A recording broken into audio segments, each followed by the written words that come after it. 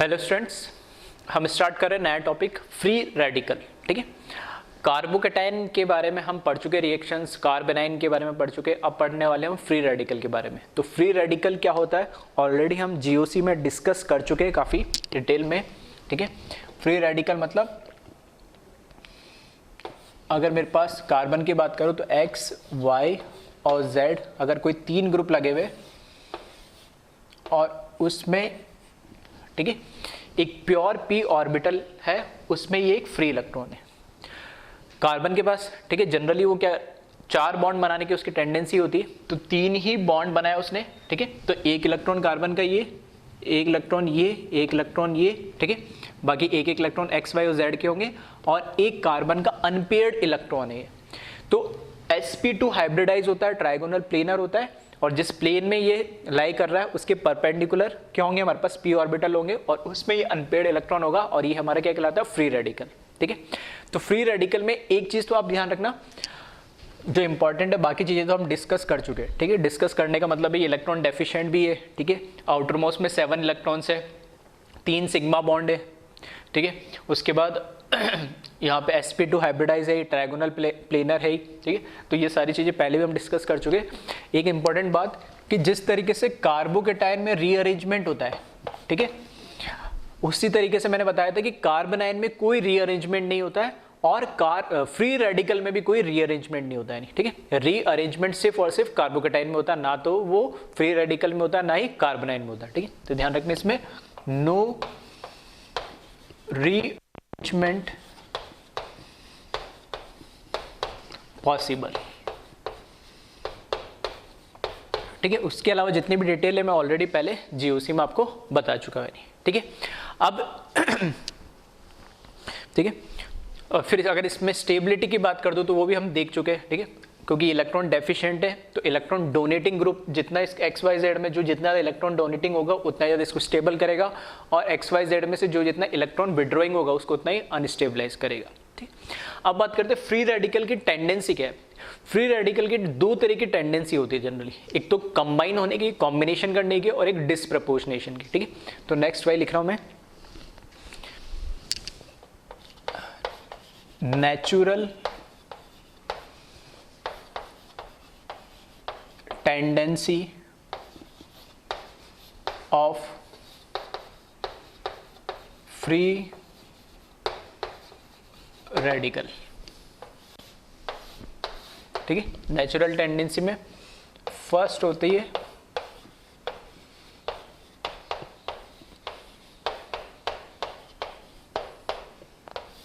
Combination की, मतलब combine होने की टेंडेंसी। ठीक है, क्योंकि फ्री रेडिकल जिसके पास एक अनपेयर्ड इलेक्ट्रॉन है वो क्या अनस्टेबल है, तो स्टेबल होने के लिए वो क्या करेगा, इसको पेयर्ड करके बॉन्ड बनाना चाहेगा। ठीक है, एग्जांपल के लिए अगर मेरे पास CH3 CH2 डॉट, ठीक है, इस तरीके से फ्री रेडिकल को दिखाते हैं डॉट लगा के, तो इस कार्बन के तो 4 वैलेंसी कंप्लीट है, इसमें 2 हाइड्रोजन, 1 कार्बन के साथ बॉन्ड और 1 अनपेयर्ड इलेक्ट्रॉन है, तो ये क्या अपने आप में अनस्टेबल है। तो क्या करेगा ये ऐसे ही, ठीक है, ऐसे बहुत सारे मॉलिक्यूल होंगे इसके, तो इसी के दूसरे मॉलिक्यूल के साथ, ठीक है, इसी के दूसरे मॉलिक्यूल के साथ CH2 डॉट CH3 के साथ ये क्या होगा, कंबाइन होगा, और कंबाइन होके क्या बना लेगा, CH3 CH2 CH2 CH3। ठीक है, ब्यूटेन बना लेगा नहीं। ठीक, ये इसके पास एक अनपेयर्ड इलेक्ट्रॉन, एक इसके पास अनपेयर्ड इलेक्ट्रॉन, दोनों अपने अनपेयर्ड इलेक्ट्रॉन को शेयर करके बॉन्ड बना लेंगे और इस तरीके से एक मॉलिक्यूल बना लेंगे न्यूट्रल, जो कि कैसा होगा, स्टेबल होगा, और इसमें कोई भी बॉन्ड कार्बन का इलेक्ट्रॉन डेफिशिएंट नहीं है। कॉम्बिनेशन की अगर मैं बात करूं तो इस कॉम्बिनेशन में, ठीक है, अगर मैं इसको ग्राफिकल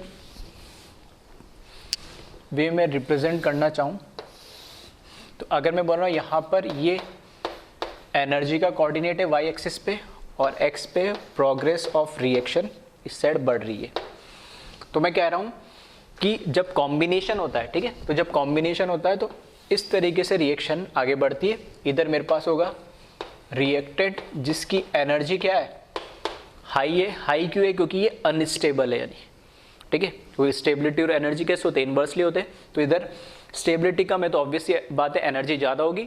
ये स्टेबल फॉर्म में आगे तो ये एनर्जी क्या करोगे, रिलीज करोगे, तो इनकी एनर्जी क्या हो जाएगी, कम, और ये क्या बना लेंगे यहाँ पे, प्रोडक्ट बना लेंगे, ठीक है।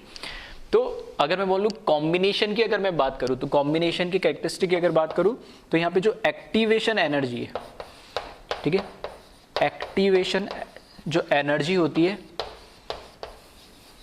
ठीक है, रिएक्शन मैकेनिज्म में बात कर चुके हैं पहले भी एक दो बार, मैं थर्मोडायनेमिक्स में बात कर चुका हूँ, और ज़्यादा डिटेल में इसको कहाँ केमिकल काइनेटिक्स में पढ़ेंगे। एक्टिवेशन एनर्जी जिसको हम किससे, दैट इज ई ए से रिप्रेजेंट करते, वो जीरो होती है कॉम्बिनेशन के केस में।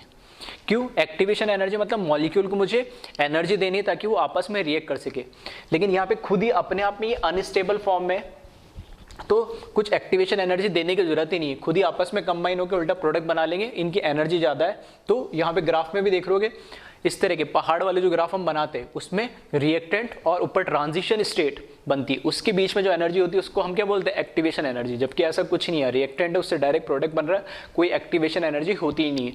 तो कॉम्बिनेशन में एक्टिवेशन एनर्जी जीरो है, फिर कोई ट्रांजिशन स्टेट भी नहीं बन रही, नो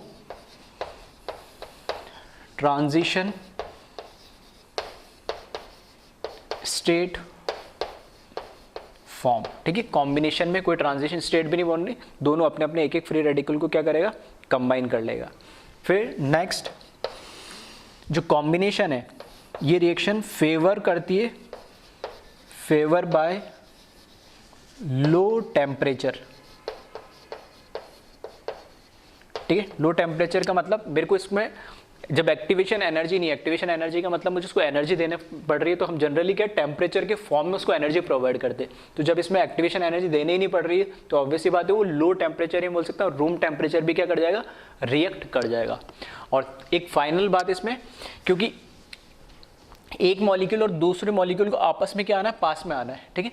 तो ये फ्री रेडिकल की रिएक्शन तभी हो पाएगी कि ये फ्री रेडिकल और इससे लगे हुए जो तीन ग्रुप, ठीक है, जो मैंने इधर बनाया था XYZ, तो इधर दो हाइड्रोजन छोटे ग्रुप और एक ही मिथाइल, ये भी कोई इतना बड़ा ग्रुप नहीं है, तो ये तीन छोटे ग्रुप जितने ज़्यादा छोटे होंगे, ठीक है, उतना ही ईजिली एक फ्री रेडिकल दूसरे फ्री रेडिकल के कॉन्टेक्ट में आ पाएगा और बॉन्ड बना पाएगा।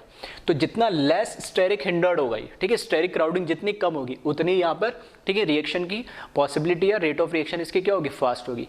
तो ये भी ध्यान रखना कॉम्बिनेशन के लिए, favour by less steric hindered free radical, ठीक है। यहाँ पे जो स्टेरिक हिंड्रेंस क्या होनी चाहिए, सबसे कम होनी चाहिए, मिनिमम होनी चाहिए, ताकि वो आपस में आके बल्कि ग्रुप होंगे तो पास में आना मुश्किल हो जाएगा, वो रिएक्ट नहीं कर पाएगा, ठीक है। तो ये इसके कुछ कैरेक्टरिस्टिक है जिसको आप ध्यान रखें। एक्टिवेशन एनर्जी इसमें कम होती है, दूसरा कोई ट्रांजिशन स्टेट सच कुछ बनती नहीं है, फिर फेवर बाय लो टेम्परेचर, ठीक है, क्योंकि एक्टिवेशन एनर्जी नहीं है तो टेम्परेचर की जरूरत नहीं है, और स्टेरिक हिंड्रेंस इसमें क्या कम होती है, मतलब छोटा जितना ग्रुप होगा उतना ही ईजिली क्या कर जाएगा, रिएक्ट कर जाएगा, ठीक है। तो एक बार इसको कॉपी कर ले। नेक्स्ट जो टेंडेंसी, ठीक है, पहली टेंडेंसी है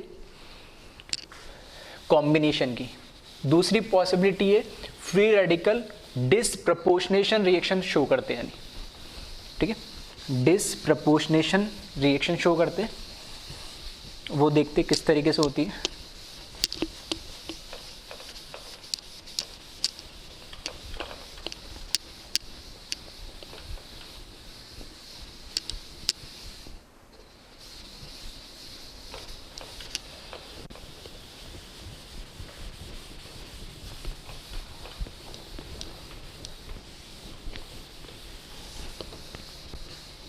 ठीक है, डिसप्रपोर्शनेशन रिएक्शन रिडॉक्स में हम पढ़ चुके, क्या मतलब होता है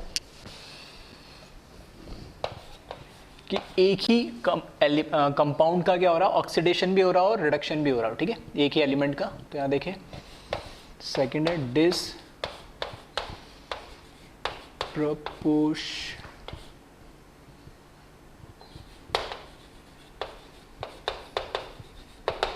ठीक है, डिसप्रपोर्शनेशन रिएक्शन,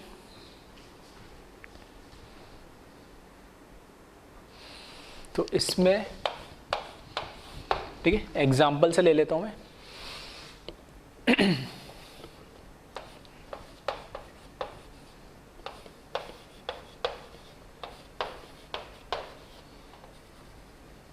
ठीक है, ये फ्री रेडिकल है और 3 डिग्री लिया मैंने, 3 डिग्री मतलब बल्कि ग्रुप ले लिया मैंने। क्यों लिया उसका भी रीजन देखिए।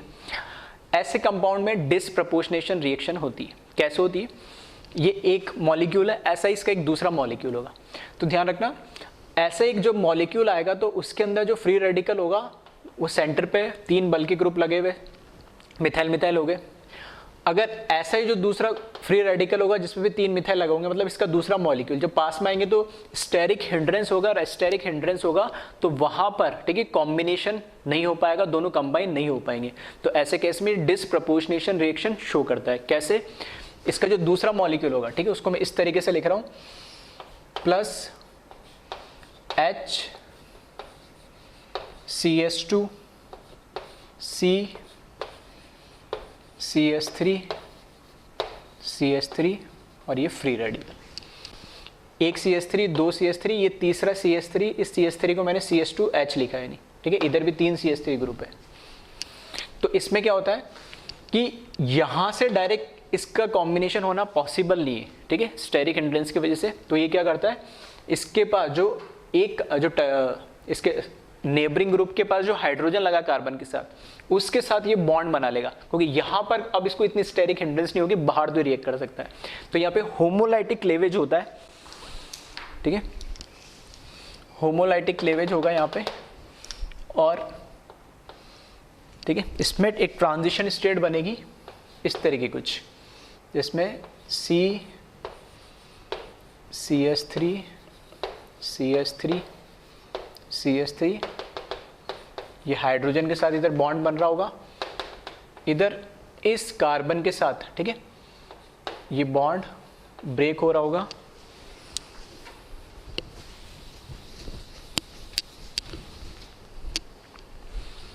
और इधर मेरे पास ये CS3 और ये CS3 और ये फ्री रेडिकल।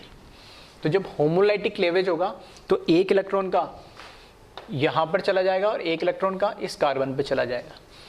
तो इसके पास, ठीक है, इसके पास जो फ्री रेडिकल है, जो इसके पास अनपेड इलेक्ट्रॉन है, उसके साथ ये हाइड्रोजन जो अपना इलेक्ट्रॉन लेगा उसके साथ ये बॉन्ड बना लेगा, तो इसके साथ तो लग जाएगा हाइड्रोजन अटैच हो जाएगा, और यहाँ से जो एक फ्री रेडिकल आएगा वो इसके फ्री रेडिकल के साथ कंबाइन होकर दोनों क्या करेंगे, बॉन्ड बना लेंगे और पाई बॉन्ड बन जाएगा, ठीक है।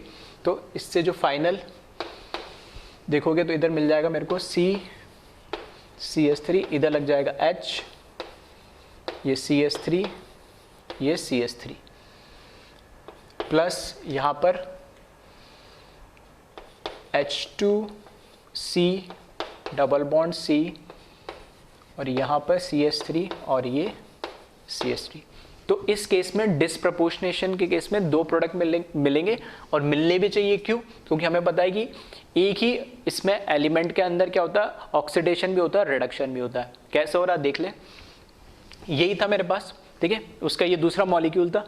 तो यहाँ मुझे 2 प्रोडक्ट मिल रहे हैं जिसमें कार्बन के अंदर हाइड्रोजन का, ठीक है, ओरिजिनल से कंपेयर करूँ तो कार्बन के अंदर हाइड्रोजन का एडिशन हो रहा है, और हाइड्रोजन का एडिशन होना ही क्या कहलाता है, रिडक्शन, ठीक है। तो यहाँ पर इस केस में तो क्या हो रहा है, रिडक्शन हो रहा है, और इसमें से रिमूवल ऑफ हाइड्रोजन हो रहा है। यहाँ तो एडिशन ऑफ हाइड्रोजन हो रहा है, और इधर से क्या निकला, इस कंपाउंड में से हाइड्रोजन निकला है। तो ये एडिशन ऑफ हाइड्रोजन तो हो गया रिडक्शन, और रिमूवल ऑफ हाइड्रोजन क्या हो गया, ऑक्सीडेशन। तो इस केस में यहाँ पर क्या हो रहा है, ऑक्सीडेशन हो रहा है, ठीक है। तो डिसप्रपोर्शनेशन रिएक्शन शो करता है जिसके अंदर 2 क्या बनेंगे, हमारे पास प्रोडक्ट बनेंगे। यानी अब इसमें अगर मैं इसको बात करूं ग्राफिकली, मैं इसको रिप्रेजेंट करूं, ठीक है, तो यहां पर एनर्जी, यहां पे प्रोग्रेस ऑफ रिएक्शन। तो ये रिएक्शन जो होती है इस तरीके से होती है। यहां पर मेरे पास होगा रिएक्टेंट, यहां मेरे पास बन जाएगा प्रोडक्ट, और ये जो डिफरेंस है इसी को हम क्या बोलते हैं, एक्टिवेशन एनर्जी, और यहाँ पर ये ट्रांजिशन स्टेट बनेगी। ट्रांजिशन स्टेट कौन सी है? ये वाली।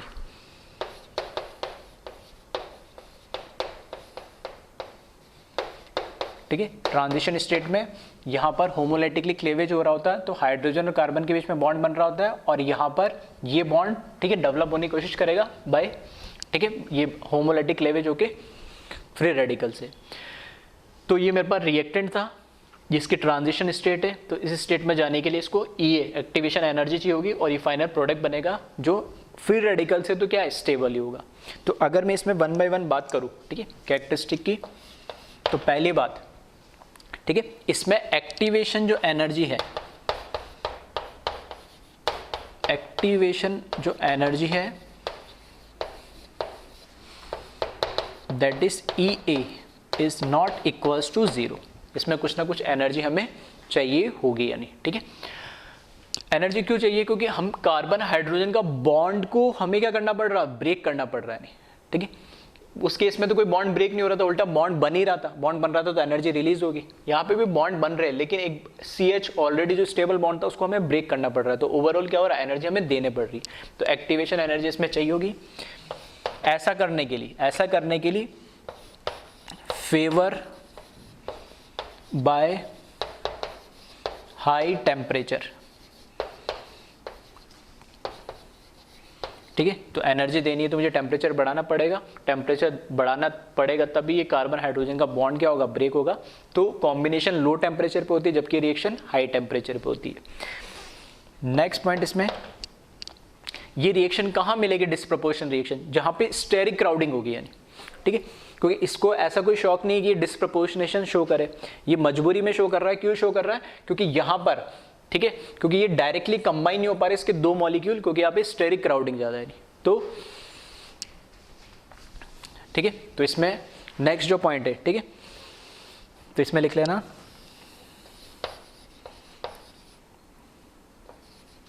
Favour by steric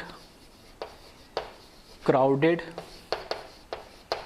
free radical, ठीक है। जहाँ स्टेरिक क्राउडिंग नहीं होगी वहाँ पे नॉर्मली कॉम्बिनेशन हो जाएगा, और जहाँ पे स्टेरिक क्राउडिंग होगी वहाँ पर डिस्प्रपोर्शनेशन रिएक्शन होगी, ठीक है।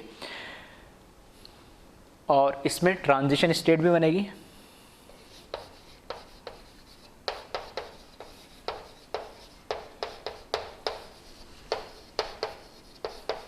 ठीक है। तो 4 पॉइंट जो मैंने लिखे थे उसी के पैरेलल 4 पॉइंट इसमें लिख दिए डिस्प्रपोर्शनेशन में, ठीक है। तो ये तो क्लियर है अब कि कॉम्बिनेशन कब होगी, लेस स्टेरिक होगा, ठीक है, लो टेम्परेचर पे और उसको फेवर करेगा, कोई ट्रांजिशन स्टेट नहीं बनेगी और एक्टिवेशन एनर्जी भी नहीं चाहिए। डिस्प्रपोर्शनेशन स्पेशली अब हमारे पास जो क्वेश्चन आते हैं वो आते हैं इस तरीके से कि हमें रिएक्टेंट दे रखा होगा तो मुझे पहचानना होगा कि डिस्प्रपोर्शनेशन हो गया, कॉम्बिनेशन का प्रोडक्ट बनेगा।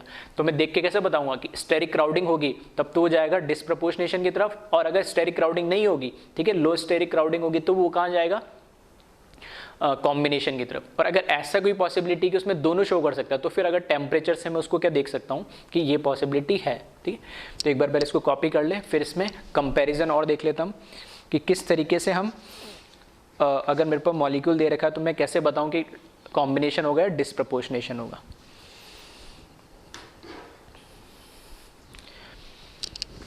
फिर नेक्स्ट हेडिंग डाल ले, competition between combination and disproportionation।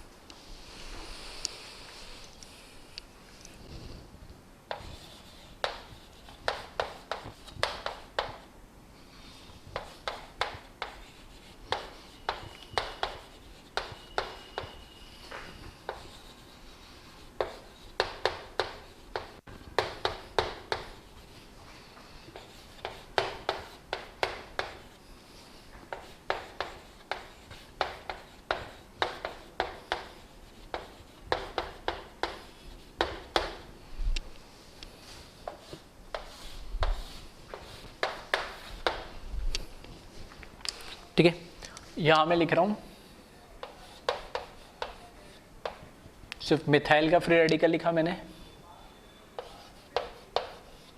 फिर CH3 CH2 रेडिकल लिखा, 1 डिग्री बोल सकता हूँ मैं इसको, CH3 CH CH3, इसको मैं 2 डिग्री फ्री रेडिकल बोल सकता हूँ, और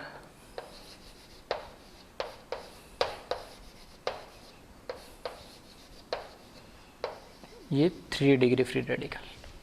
ठीक है, इसमें मेरे को कंपेयर कर रहा हूँ मैं, तो टॉप टू बॉटम जब मैं आ रहा हूँ, ठीक है, या सिर्फ मिथाइल है या इथाइल है या 1 डिग्री बोल सकता हूँ, ये 2 डिग्री है 3 डिग्री, तो जैसे टॉप टू बॉटम जा रहा हूँ तो स्टेरिक क्राउडिंग बढ़ रही है, स्टेरिक क्राउडिंग बढ़ रही है, इसका मतलब नीचे की तरफ आऊँगा तो डिसप्रपोर्शनेशन की टेंडेंसी ज़्यादा हो जाएगी। ठीक है, तो परसेंटेज ऑफ डिसप्रपोर्शनेशन,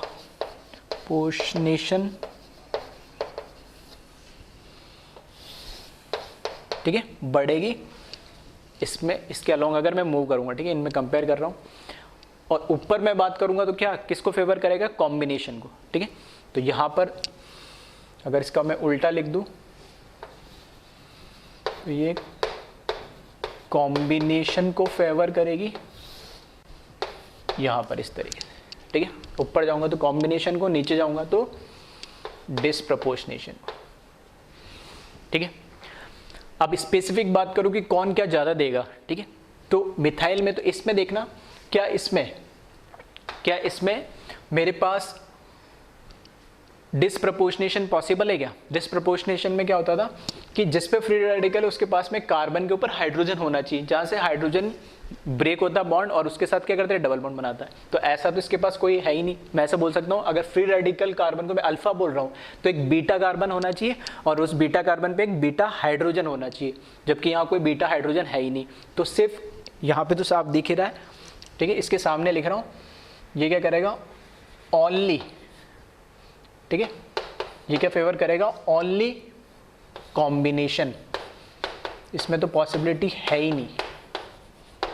ठीक है, फिर आ जाओ इसके अंदर, कॉम्बिनेशन भी फेवर कर सकता है।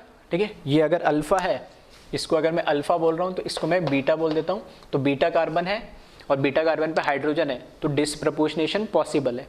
लेकिन इसमें स्टेरिक क्राउडिंग इतनी नहीं है, इजीली ये बॉन्ड बना सकता है, तो यहाँ पे कॉम्बिनेशन भी बन सकता है। ऐसा नहीं कि ये सिर्फ कॉम्बिनेशन ही बनेगा, बना दोनों सकता है, लेकिन हम बात करते हैं जनरली किसकी, मेजोरिटी की। ठीक है, मेजर प्रोडक्ट क्या बन रहा है, तो यहाँ पे जो मेजर प्रोडक्ट बनेगा लो स्टेरिक क्राउडिंग की वजह से, मेजर प्रोडक्ट क्या बनेगा यहाँ पे, कॉम्बिनेशन की वजह से। तो यहाँ पर मैं लिख सकता हूँ प्रोडक्ट जो बनेगा वो बनेगा कॉम्बिनेशन से मेजर। ठीक है, बनाने में दोनों बना सकते हो, कोई दिक्कत नहीं है। नहीं, यहाँ तो पॉसिबिलिटी नहीं है दोनों बनाने की, तो ओनली कॉम्बिनेशन लिखा है, कॉम्बिनेशन मेजर प्रोडक्ट होगा। यहाँ पे 2 डिग्री पे जब आओगे तो बहुत ज़्यादा भी स्टेरिक क्राउडेड नहीं और बिल्कुल ऐसा भी नहीं है कि हो ही नहीं सकता। तो यहाँ पे अल्फा के साथ बीटा हाइड्रोजन भी है। ठीक है, इधर भी है और इधर भी है, दोनों पे बीटा हाइड्रोजन है। तो इस केस के अंदर, ठीक है, तो इस केस में कॉम्बिनेशन भी पॉसिबल है और क्या, इसमें डिसप्रपोर्शनेशन भी पॉसिबल है। तो इस केस में ध्यान रखना, दोनों पॉसिबिलिटी लिख रहा हूं। अब एग्जाम में स्पेसिफिक वो मेंशन कर दे, मेंशन कैसे कर दे, मैं बोल रहा हूं कॉम्बिनेशन का परसेंटेज। ठीक है, परसेंटेज के फॉर्म में लिख लेना, परसेंटेज ऑफ कॉम्बिनेशन मेजर होगा अगर अगर कॉम्बिनेशन के लिए अगर टेम्परेचर क्या दे रखा है, लो दे रखा है। ठीक है, अगर लो टेम्परेचर दे रखा है तो मैं बोलूँगा मेजर प्रोडक्ट कॉम्बिनेशन वाला बनेगा। ठीक है, उसका परसेंटेज ज़्यादा होगा। और परसेंटेज ऑफ डिसप्रपोर्शनेशन, ठीक है, शॉर्ट में लिखा, वो मेजर होगा कब, अगर हाई टेम्परेचर होता है तो।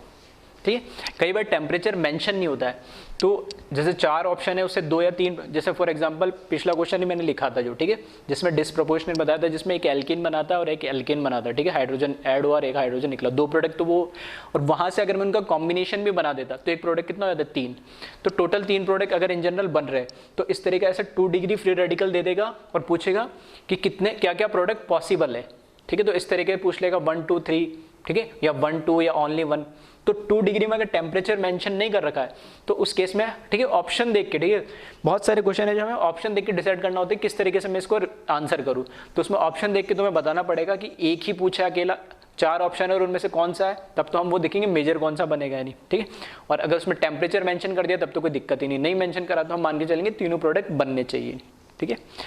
फिर इस केस में कैसा है, ओनली तो नहीं बोल सकता हूँ लेकिन परसेंटेज, ठीक है, क्योंकि यहाँ पे कंबाइन होने में हो जाता है लेकिन बहुत कम होता है, लेकिन यहाँ पर जो परसेंटेज ऑफ डिसप्रपोर्शनेशन जो होगी, ठीक है, वो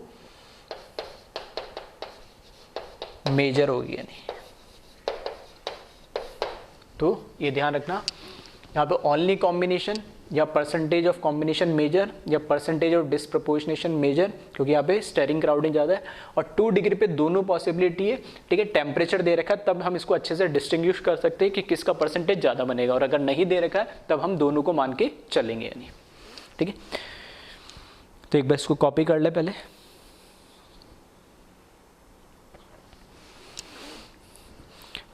ठीक है। तो अभी तक हमने जो फ्री रेडिकल है एक ही कंपाउंड में एक ही फ्री रेडिकल की बात करी, ठीक है। तो अगर एक ही कंपाउंड में 2 फ्री रेडिकल आ जाते तब क्या होगा, ठीक है, तो उसकी बात करते हैं, तो उसको हम बोलते हैं बाई रेडिकल।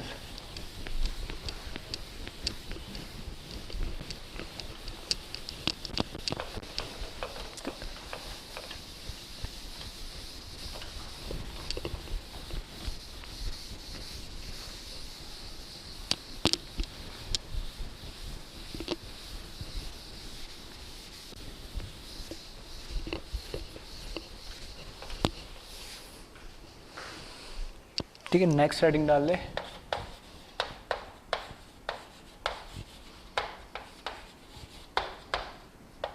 बाई रेडिकल, ठीक है। एक ही मॉलिक्यूल के अंदर 2 फ्री रेडिकल बन रहे हो तब ऐसी रिएक्शन, ठीक है, इंट्रा मॉलिकुलर रिएक्शन देगी, मतलब आपस में वो जो अनपेड इलेक्ट्रॉन है एक ही मॉलिक्यूल अंदर वो आपस में रिएक्ट करके और क्या बना लेंगे, एक बॉन्ड बना लेंगे, ठीक है। क्योंकि हमें पता है जो इंट्रा मॉलिकुलर रिएक्शंस जो होती है वो बहुत ही क्या होती है, फास्ट होती है यानी।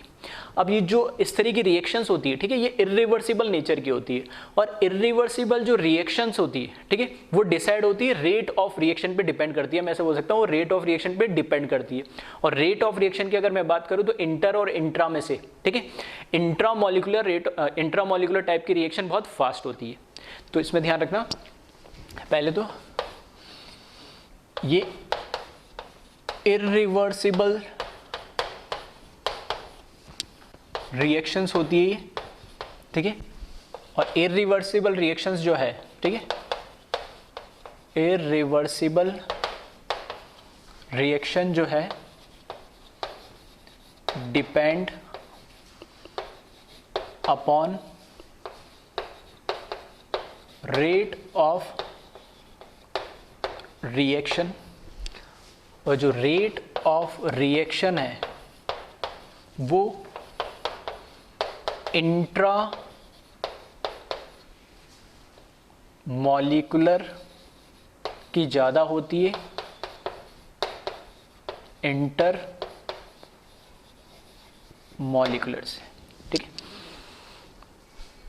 तो ठीक है, रीज़न बता रहा हूँ मैं कि बाई रेडिकल के अंदर ऐसा इसलिए होता है कि पहले तो बात तो जो बाई रेडिकल वाले जो फ्री रेडिकल से रिएक्शन से प्रोडक्ट बनता है वो इरिवर्सिबल टाइप की रिएक्शन होती है, और इरिवर्सिबल टाइप की रिएक्शन है वो रेट पे डिपेंड करेगी, ठीक है। जो रिवर्सिबल टाइप की होती है मतलब दोनों डायरेक्शन में, तो देखिए प्रोडक्ट कहाँ स्टेबल है यानी, ठीक है, वहाँ थर्मोडाइनमिकली बात आ जाती है कि स्टेबिलिटी ऑफ प्रोडक्ट क्या है, ठीक है।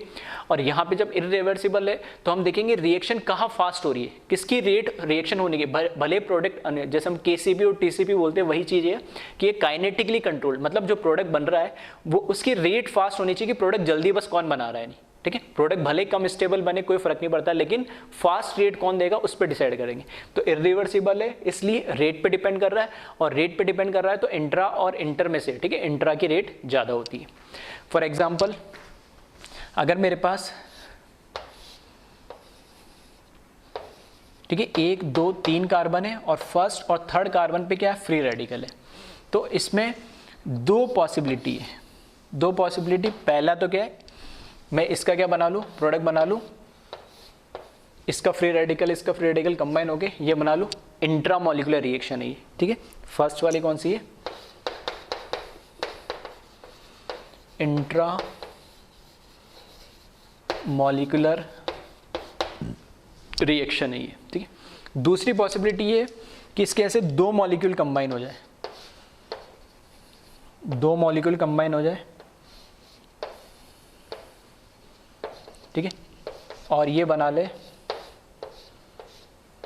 इस तरीके से 6 मेंबर रिंग, और ये कौन सी होगी, इंटर मॉलिक्यूलर रिएक्शन। अब दोनों में से रिएक्शन की अगर मैं बात करूं प्रोडक्ट की, तो ये तो 3 मेंबर रिंग बना है, हाईली स्ट्रेन है, एंगल स्ट्रेन है, तो हाईली अनस्टेबल है। ये 6 मेंबर रिंग बनी है और ये हाईली, ठीक है, स्टेबल है। तो अगर मैं प्रोडक्ट की स्टेबिलिटी के पॉइंट ऑफ व्यू से बात करूं तो ये ज़्यादा स्टेबल है और ये लेस स्टेबल है, लेकिन क्योंकि ये इंट्रामॉलिक्यूलर रिएक्शन है तो इसकी रेट फास्ट होगी, जबकि ये इंटरमॉलिक्यूलर है तो इसकी रेट कम होगी। और जो ये बाई रेडिकल वाली रिएक्शन वो इरिवर्सिबल टाइप की होती है, तो वो रेट पे डिपेंड करती है। तो जब मैं अगर इसका प्रोडक्ट बनाऊंगा, ठीक है, जब मैं इसका प्रोडक्ट बनाऊंगा तो ये प्रोडक्ट बनेगा, ये प्रोडक्ट इसका नहीं बनेगा, ठीक है। तो ये इंपॉर्टेंट बात ध्यान रखना। तो कंफ्यूजन यही रह जाता है बच्चों की कि सर स्टेबल प्रोडक्ट क्यों नहीं बना रहे, स्टेबल जब दो कंबाइन होके, क्योंकि ऐसा तो नहीं एक ही मॉलिक्यूल होता, बहुत सारे होते हैं, तो स्टेबल प्रोडक्ट क्यों नहीं बना रहे हो, तो स्टेबल प्रोडक्ट इसलिए नहीं बना रहे क्योंकि जो रिएक्शन होती है वो डिपेंड ही रेट पे कर रही है, और रेट इंट्रा की ज़्यादा होती है, इसलिए प्रोडक्ट बन रहा है, ये नहीं बनता है, ठीक है। तो इसको एक बार कॉपी कर ले आप,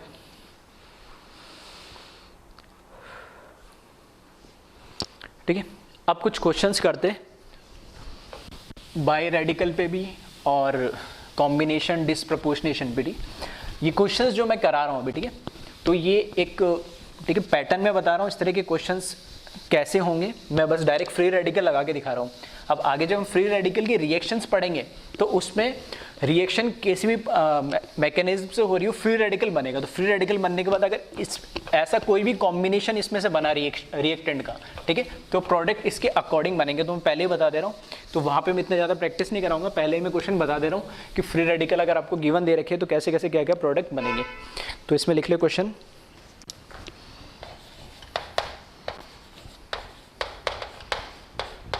write the product of given reaction, ठीक है।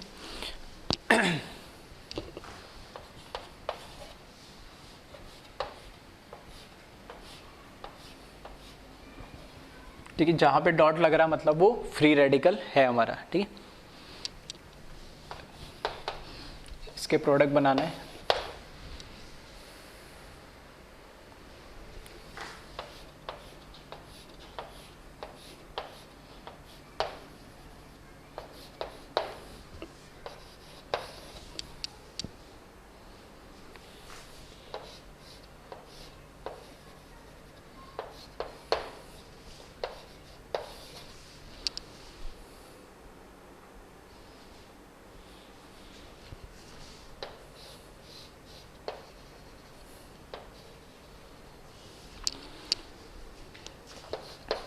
ठीक है।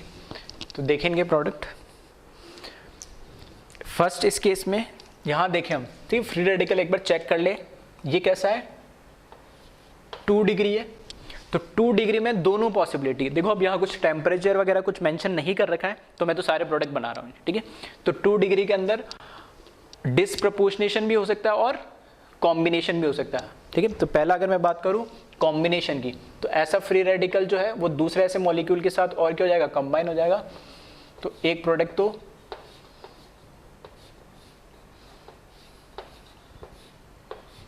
ये मिलेगा इधर फ्री रेडिकल कंबाइन होके एक ये प्रोडक्ट मिलेगा कॉम्बिनेशन का। दूसरा डिसप्रपोर्शनेशन होगा, तो एक का तो होगा ऑक्सीडेशन और एक का क्या होगा रिडक्शन। तो जिसका रिडक्शन हो रहा है उसमें तो हाइड्रोजन ऐड हो जाएगा, और जिसमें ठीक है ऑक्सीडेशन हो रहा है तो बीटा कार्बन किसी को भी मान लो, ये भी बीटा है ये भी बीटा है, या तो यहाँ से हाइड्रोजन हटा दो यहाँ डबल बॉन्ड आ जाएगा, या यहाँ से हटा दो हाइड्रोजन तो यहाँ डबल बॉन्ड आ जाएगा। ठीक है, तो मैंने इधर बना दिया। तो ध्यान रखना ये जो प्रोडक्ट है, ठीक है, इसमें ये जो प्रोडक्ट है ये तो है कॉम्बिनेशन वाला, और ये दोनों जो प्रोडक्ट है ये डिसप्रपोर्शनेशन वाला है। ठीक है, 2 डिग्री तो मैंने दोनों बना दिए।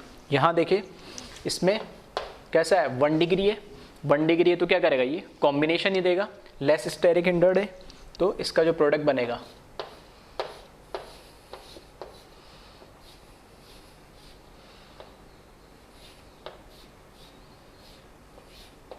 ठीक है, ये कार्बन है इधर फ्री रेडिकल होगा, ऐसे दूसरे कार्बन में इधर फ्री रेडिकल होगा, तो CH2 तो मैंने इस तरीके से ठीक है लाइन डायग्राम से बना दिया है।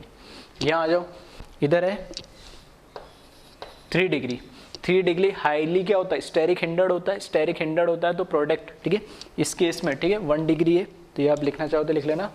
इसका जो प्रोडक्ट बनेगा सिर्फ कॉम्बिनेशन वाला बना रहा हूँ मैं, ठीक है, मेजर प्रोडक्ट जो बनेगा इस केस में। यहाँ बात करें 3 डिग्री में, तो 3 डिग्री में क्या बनेगा डिसप्रपोर्शनेशन, एक तो हाइड्रोजन ऐड कर दिया यहाँ पर ठीक है, और एक क्या कर दो डबल बॉन्ड लगा दो, और ये जो प्रोडक्ट बनेगा ये बनेगा डिसप्रपोर्शनेशन वाला।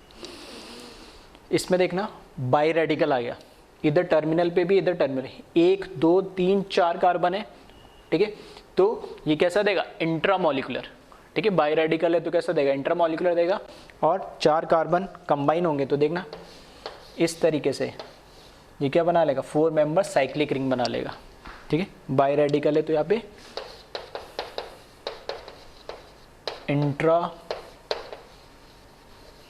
मॉलिक्यूलर रिएक्शन होगी। ठीक है, एक बार कॉपी कर ले इसको और क्वेश्चंस लिखता हूँ मैं।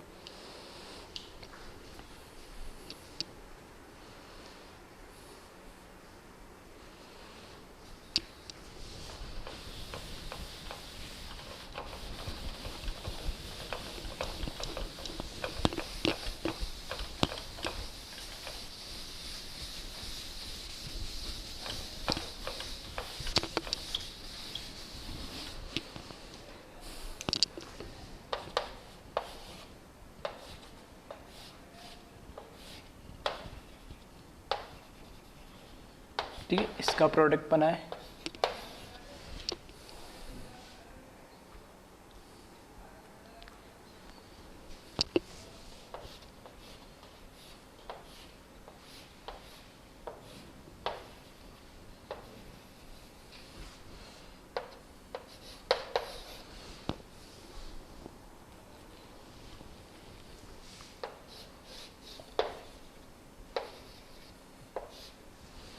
ठीक है, इनके प्रोडक्ट्स आप बनाएं।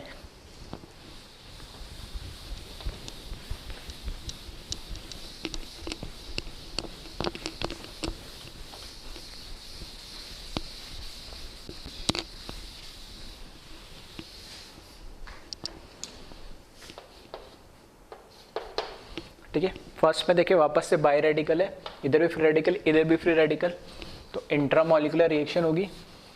ठीक है, तो इस तरीके से ही बॉन्ड बन जाएगा। फिर इसमें आ जाए, अब ये भी क्या है इंट्रामोलिकुलर रिएक्शन है। ठीक है, तो ध्यान रखना ये भी एक अच्छा क्वेश्चन है, ये भी ठीक है, ये दोनों अच्छे हैं, इनको ध्यान रखें। अब इसमें होता है क्या 2 तरीके से समझ सकते हो आप। ठीक है, देखो या तो मैं क्या इसमें क्या अगर दिखने में हमें क्या लग रहा है कि बोला सर इंट्रामोलिकुलर है तो क्या यहाँ पर बॉन्ड बना दो इसको। ठीक है, तो बॉन्ड बना सकते हैं, कोई दिक्कत नहीं, लेकिन इसमें पॉसिबिलिटी है। पॉसिबिलिटी क्या है कि यहाँ पर देख सकते हो डबल सिंगल, ठीक है, फ्री रेडिकल या unpaid electron, double single unpaired electron, 2 तरीके से। एक तो क्या करो, या तो इसमें एक बार रेजोनेंस करवा दो आप, इसका रेजोनेटिंग स्ट्रक्चर बना दो, या दूसरा तरीका क्या है इसमें कि अगर इसमें होमोलाइटिक क्लेवेज कर दूं मैं किसका, इस पाई बॉन्ड का, ठीक है।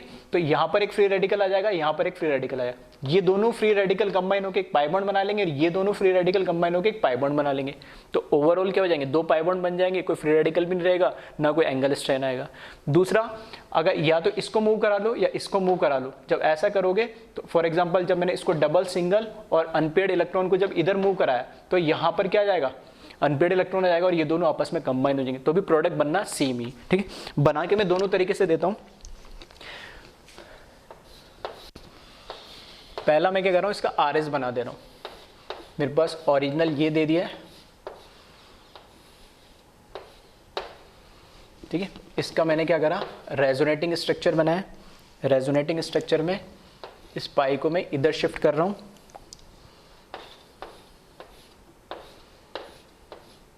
तो यहां पर आ जाएगा, ठीक है, 1 2 3, ठीक है। पाई इधर शिफ्ट हुआ तो यहां पर ये फ्री रेडिकल आ गया, यहाँ पर पहले से था, अब ये दोनों कंबाइन हो जाएंगे बाई रेडिकल, तो ये मुझे मिल गया प्रोडक्ट। दूसरा तरीका, इसमें क्या करो, होमोलाइटिक क्लेवेज करके बना दो।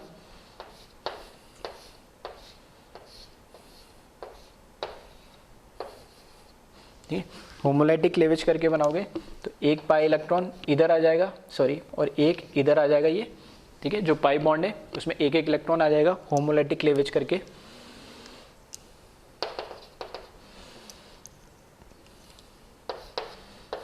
ठीक है, तो समझाने के लिए बस मैं यहाँ बना दे रहा हूँ, दिखा दे रहा हूँ चारों, 1 2 3 4, ठीक है। यहाँ 2 तो थे, इनको भी ब्रेक कर दिया तो ये 2 और आ गया। अब ये इसके साथ कंबाइन कर दो, ये इसके साथ कंबाइन कर दो, तो ज़्यादा स्टेबल प्रोडक्ट बन जाएगा। ठीक है, तो भी प्रोडक्ट किसी भी तरीके से बना लो, समझने का तरीका है। ठीक है, कोई पूछेगा नहीं कैसे बनाए, मैकेनिज्म क्या, लेकिन बताने समझाने के लिए मैं दोनों तरीके से बता दे रहा हूँ कैसे बना सकते हैं। ठीक है, ऐसे ही इस वाले को देखो आप,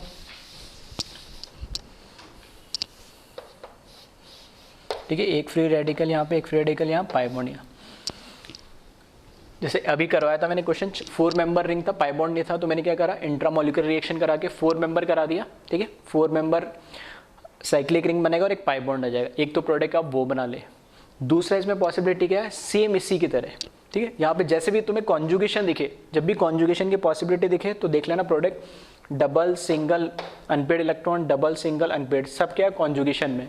वापस इसको मैं क्या बीच में से ब्रेक कर दूँ, एक पाई अनपेड इलेक्ट्रॉन इधर आ जाएगा, एक अनपेड इलेक्ट्रॉन इधर आएगा, ये अनपेड इसके साथ पाई बॉन्ड, ये अनपेड इसके साथ पाई बॉन्ड।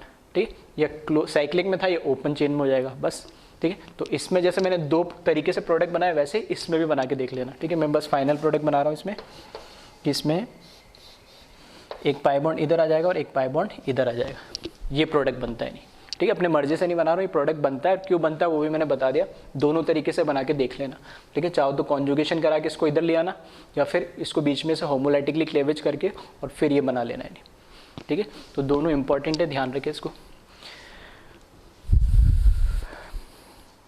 ठीक है, इसको कॉपी कर ले और कुछ क्वेश्चंस देखते हैं इसमें।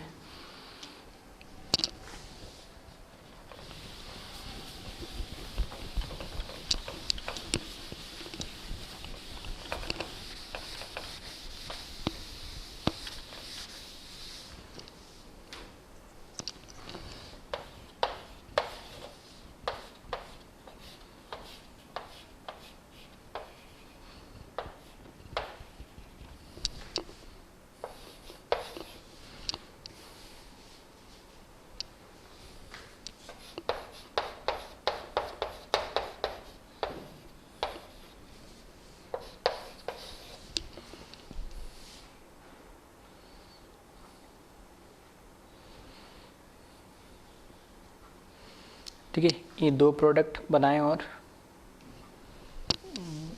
चलो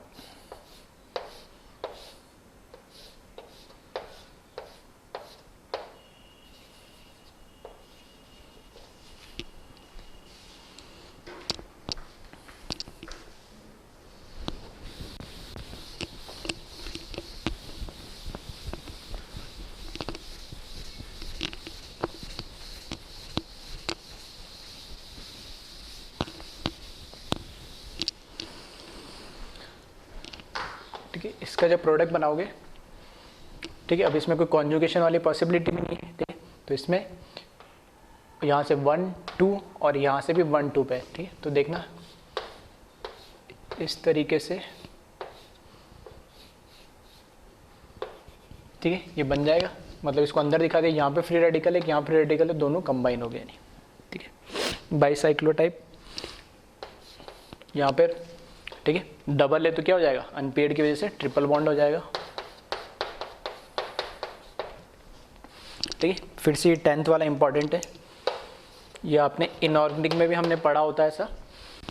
बेंजीन रिंग है और यहाँ पर क्या करा उसने, हाइड्रोजन हटा के होमोलाइटिक क्लेवेज करा। इधर एक एक हाइड्रोजन हर एक कार्बन पे होते, यहाँ दोनों हाइड्रोजन हटा के एक एक क्या कर दिया इसने, फ्री रेडिकल लगा दिया। नहीं तो इसमें प्रोडक्ट क्या बनेगा, तो इसका आंसर मैं पहले लिख देता हूँ। इसका जो आंसर बनता है,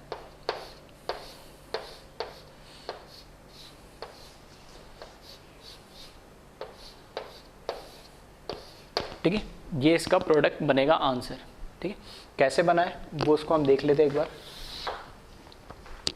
देखिए ये जो इस तरीके का है, ठीक है, इनऑर्गेनिक में हम पढ़ते हैं कि ये जो फ्री रेडिकल है ना, ये फ्री रेडिकल होते हैं हाइब्रिड ऑर्बिटल के अंदर, ठीक है। यहाँ पे ये दोनों ही कैसे है, sp2 कार्बन है, ये भी और ये भी, तो ये sp2 हाइब्रिड ऑर्बिटल के अंदर होते हैं, ठीक। यहाँ पर कोई p ऑर्बिटल नहीं होता, हाइब्रिड ऑर्बिटल होता है, स्पेशल टाइप का मॉलिक्यूल है ये।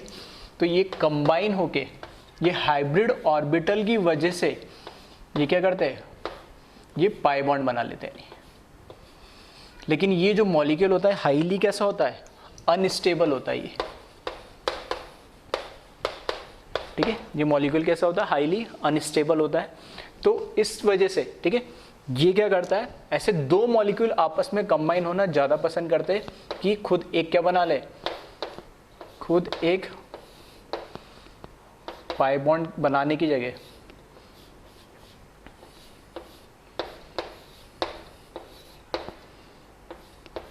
इस तरीके से ये, ठीक है, कंबाइन होने की कोशिश करते, और इसके साथ ये कंबाइन होगा, इसके साथ ये कंबाइन होगा, और ये फाइनली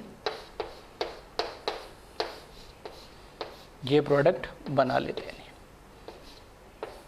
ठीक है। तो यह मैंने बॉन्ड ना बना के, ठीक है, रेजोनेंस में जो है हम, ठीक है, जो इसका हाइब्रिड स्ट्रक्चर है वो दिखा दिया मैंने पूरा एक सर्किल बना के, ठीक है। तो ध्यान रखना 10th वाले केस में लगता है ऐसा है कि वो पाई बॉन्ड बनाएगा ट्रिपल बॉन्ड, लेकिन वो बनाता नहीं है क्योंकि उसमें, ठीक है, ट्रिपल बॉन्ड बनता है तो वो ना बना के ये दो, ठीक है, कॉम्बिनेशन वाला क्या बना लेता है, बाई रेडिकल होने के बाद भी क्या बनाता है, कॉम्बिनेशन वाला प्रोडक्ट बनाता है यानी। और एक लास्ट क्वेश्चन और देख ले,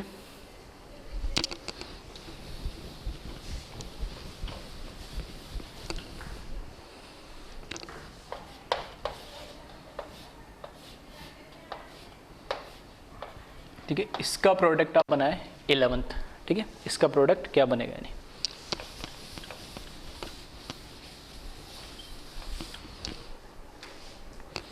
ठीक है। तो फिर से इसका जो प्रोडक्ट बनेगा, ठीक है, आंसर मैं बता देता हूँ पहले।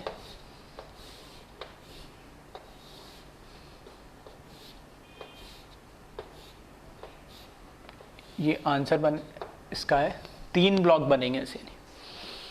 अगर मैं इसका क्या करता हूँ, इंट्रामॉलिक्यूलर रिएक्शन करा देता हूँ, ठीक है, ये पाई बॉन्ड कंबाइन होके, और अगर इस तरीके का मैं क्या करूँ, इंट्रामॉलिक्यूलर प्रोडक्ट बना देता हूँ, तो ये कैसा बन जाता है, ये बन जाता है एंटी एरोमेटिक,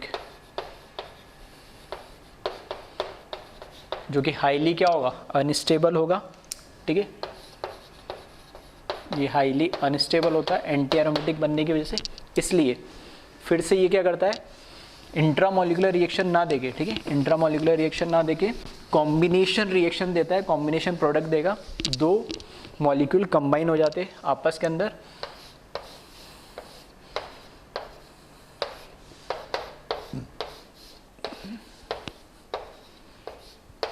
इस तरीके से।